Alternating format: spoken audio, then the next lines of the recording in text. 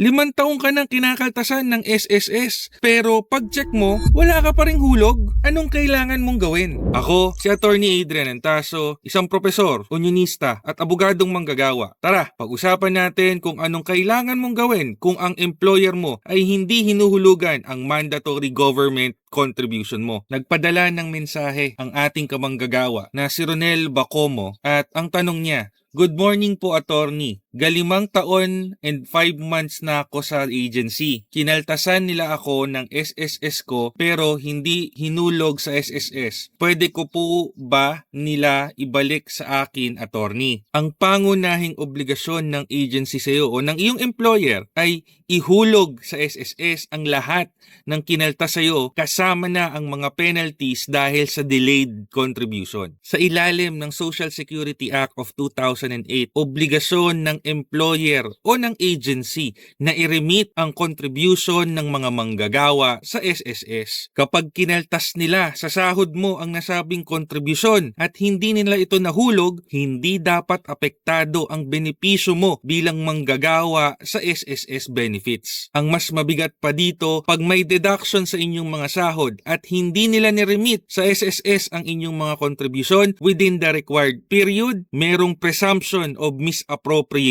at pwedeng pumasok sa criminal liability kabilang na ang estafa. Kaya ang tanong, ano ba ang dapat mong gawin? Una, kumuha ka ng SSS contribution record upang malaman mo kung anong mga buwan o anong mga taon ang hindi nahulugan ng iyong employer. Pangalawa, ipunin ang iyong kontrata, payslip, payroll records, company IDs, bank payroll records, at ano pang mga patunay na ikaw ay kinaltasan ng SSS. Pangatlo, magpunta sa SSS branch na malapit sa inyo upang mag-file ng complaint laban sa delinquent employer or agency. At kung kailangang magpadala ng demand letter sa inyong employer or iyong agency upang ihulog nila ang remittance sa SSS, ay gawin ninyo bilang dagdag ebidensya. Tandaan, hindi lang pwedeng kaltas ng kaltas ang inyong employer or agency sa inyong SSS at hindi naman nila ito hinuhulog. Hindi ito utang. Ito ay isang obligasyon sa batas na kailangan tuparin ng inyong mga employer at inyong mga agency. Kaya kung ikaw ay kinakaltasan ng SSS, PhilHealth at Pag-ibig at hindi ito nire-remit ng inyong mga employer at agency sa mga nasabing ahensya, huwag kayong manahimik. I-scan ng QR code or i-click ang link para sa inyong mga reklamo. Karapatan mo ang benepisyo mo. Pananagutan nila ang hulog mo. Andito ang sumbungan ng kamanggagawa upang sagutin ang inyong mga katanungan patungkol sa inyong mga karapatan. Andito rin ang Batas Manggagawa at Kamanggagawa Party List. Handa kayong samahan sa inyong laban hanggang dulo. Kaya laban, manggagawa!